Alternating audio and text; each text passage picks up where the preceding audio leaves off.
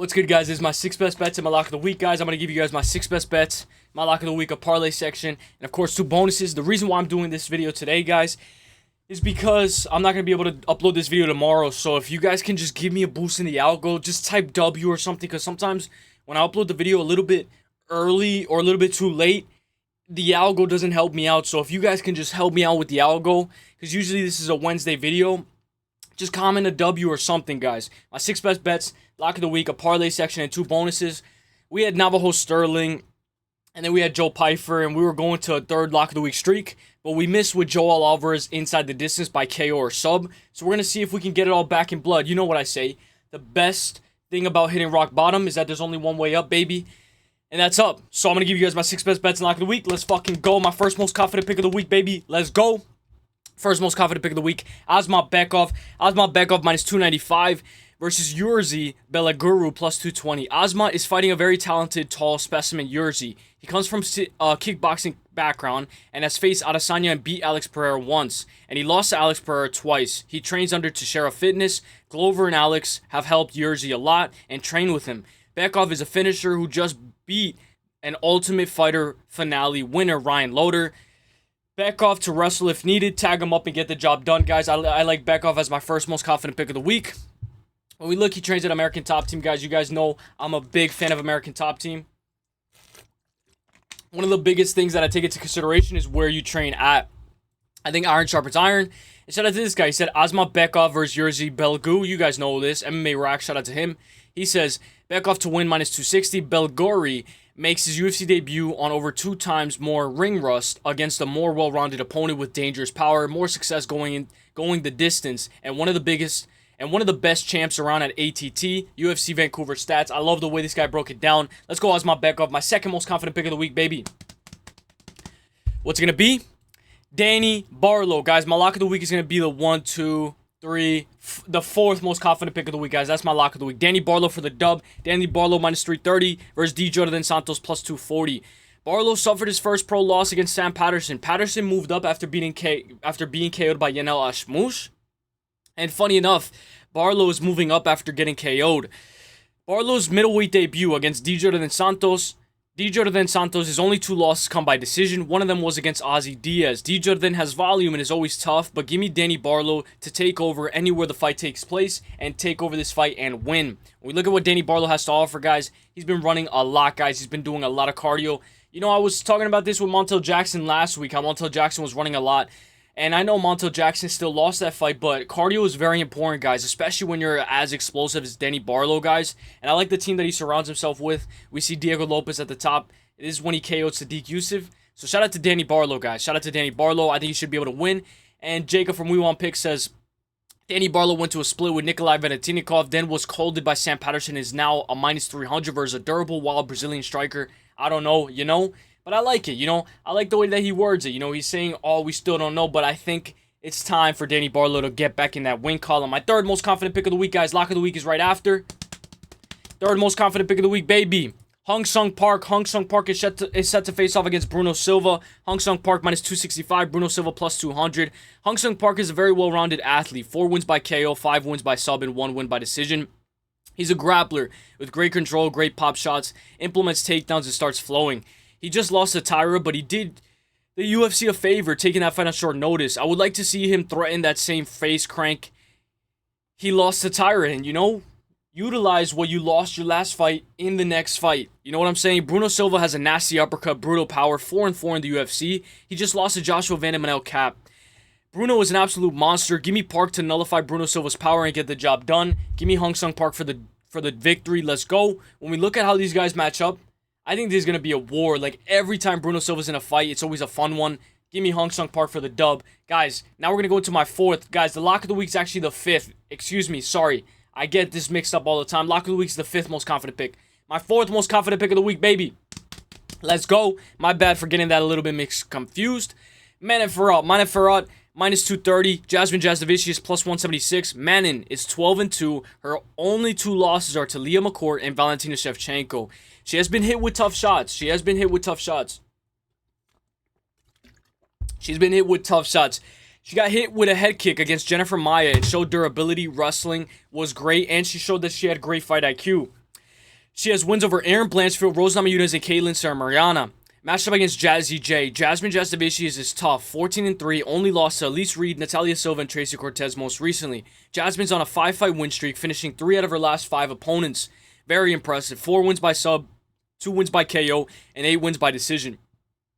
Give me Manon to be the bigger fighter and light up Jazzy in the striking department and keep this on the feet and keep her takedown defense on point and even take down Jazzy if she needs to. Just don't give up your back or give up full mount because Jasmine will take advantage of that. Manafaro, you got to be careful with the back take because that rear naked choke for Jasmine is there. And if she has full mount, Manon, you got to be careful. When we look, this is her actual boyfriend, I believe, and she trains, I believe, under Faraz Zahabi as well, guys. This is what I like to see about Manon Farah, guys. I like to see this, guys. It's very important, guys, because iron sharpens iron. We know Ayman Zahabi is also under Faraz Zahabi. Guys, I love what Manon Farah has to offer, and shout out to Welterweight Wagers. Follow him if you haven't. Manon Farah, money line, -225. He says he's going to put 3 units on it. Not a fan of the other parlay legs, so playing it straight. Pretty straightforward for me here. Manon is about the hardest grappler, the hardest girl to grapple in the division, and Jazz needs it to have any chance. Gigantic gap in the striking. I agree. I know a lot of people say that Manon doesn't have a lot of power, but she doesn't need to have a lot of power. She just needs to be a technician and keep this on the feet. I like how this guy said the hardest after Silva. It's true. Natalia Silva is very hard to grapple as well, guys. So give me Manon Farah for the dub. When we look, she's already ready. Don't miss her fight against Jasmine Jastovicius this weekend. France against Canada. Let's see. I cannot wait. Let's go Manon Farah for the dub. Let's go. My lock of the week, guys. My 5th most confident pick of the week. My lock of the week. What do you think it's going to be? Think about it in your head, guys. Early lock of the week, baby.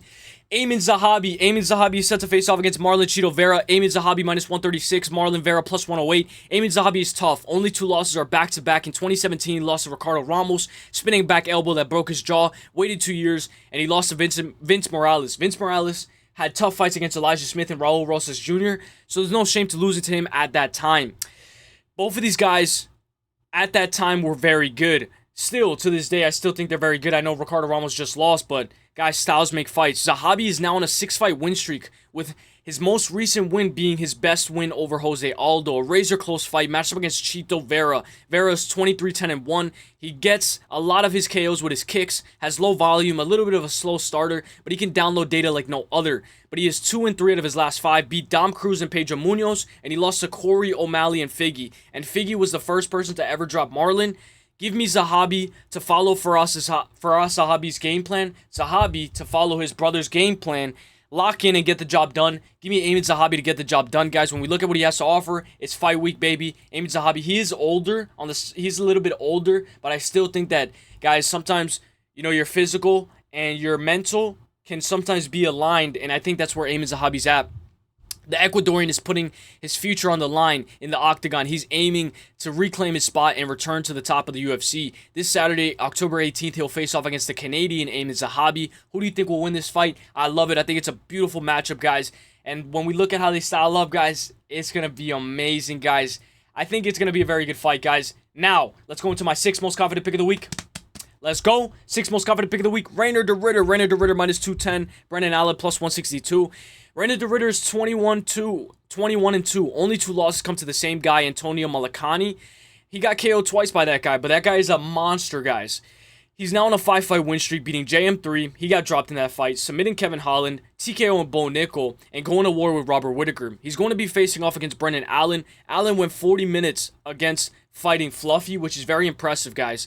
Allen went 25 minutes in LFA, 5 rounds against Fluffy, and he went another 15 against Fluffy in the UFC. Allen is coming off a great win over Marvin Vettori, but lost to Imavov and Fluffy. He had moments in that Fluffy fight and in that Imavov fight. Allen can take the back and control. Allen has a wide variety of subs. Nice rear naked choke, heel hook, Americana, triangle choke. He subbed Kevin Holland back in 2019. 11 wins by rear naked choke for Brendan Allen, 14 wins by sub overall, 5 wins by KO, and 6 wins by decision. RDR to use that step-in knee, implement damage anywhere the fight takes place, and get going. RDR for the dub. Let's go, my guy, RDR. Show us what you got, my guy. Iron sharpens iron. I like the team that he surrounds himself with, guys. When we look at what Reinier de Ridder has to offer, guys, he is ready for this moment, guys. It's now or never. He was preparing for Anthony Fluffy Hernandez. And now we look at the face-offs, guys. It's going to be a banger fight, guys. Allen looks very young. He looks very young. It looks like it's time for Reinier de Ridder to get the job done and cement his victory, guys. Now we're going to go into the first bonus, guys. First bonus, here we go without further ado. First bonus is going to be Chito Vera, Aimee Zahabi. Throw that out the window. Throw the odds out the window. Over 2.5, minus 380. Under 2.5, plus 230. I think both of these guys are durable to survive 12.5 minutes. If you don't know what the over 2.5 is, it's 2 minutes and 30 seconds into round 3, guys. I think the over 2.5 should be able to hit in Marlon Vera versus Aimee Zahabi. Now we're going to go into the second bonus. Here we go. Second bonus. Mike Malott versus Kevin Holland. Throw the odds out the window. Let's go with the over 1.5. Over 1.5 minus 180. Under 1.5 plus 120. Guys, I think Mike Malott is gonna win this fight, but that's not the prop. The prop is the over 1.5. That's 5, 6, 7, 7.5 minutes. 2 minutes and 30 seconds into round 2. Excuse me. So, does this fight go past 5 minutes into the first round, and then 2 minutes and 30 seconds into round 2? I think the over 1.5 should be able to hit here, guys. When we look at majority Tapology, guys, they're favoring a finish from either side. They're favoring Kevin Holland to finish this fight inside the distance. But even if he does, I think the over 1.5 might be a sneaky play at a minus 180. Let's go with that. Now we're going to get into the parlay section, guys. Let me know what you guys think, guys. Here we go, the parlay section, parlay time. Let me know your favorite part of the video, the lock of the week, the bonuses, you know, the 6 best bets, or the parlays. All right, parlay time. They're in no particular order, but I will say this last one I'm very confident in. All right, Danny Barlow plus Farad, 2-leg minus 115. I love it, but remember, guys, I don't have that much props because it's Tuesday. Normally, we do it Wednesday, and we have a little bit more better props. So Friday, I will update you guys with my best props for each and every fight. So stay tuned for the last-minute predictions. Danny Barlow plus Farad, 2-leg minus 115. I like it. Danny Barlow plus Hung Sung Park minus 126. I'm playing a little bit conservative as we're getting down the card. Asma Bekov, Luciano, and RDR, 3-leg plus 149. I love that one, guys. I had to throw that one in there. RDR plus Mike Malott, 2-leg plus 159. I think it's very good for only a 2-leg. Drew Dober plus Zahabi, 2-leg plus 108. I love this one, guys. I really do. But we'll see what Drew Dober has. Then this one's a little bit of a, you know, if you want to chase odds. Bekov, Dober, Park, Fervola, Farad, Zahabi, and RDR, 7-leg plus 1,283. I love this one. I really wanted to make a cycle parlay, but it's too early in the week, so I'll try to do one on Friday. Melissa Croden plus RDR, 2-leg plus 195. I like Melissa Croden to win. Melissa's kind of making the big juice and the value because it's plus 195, but because she's an underdog. So take it with the risk, you know, take it with a grain of salt.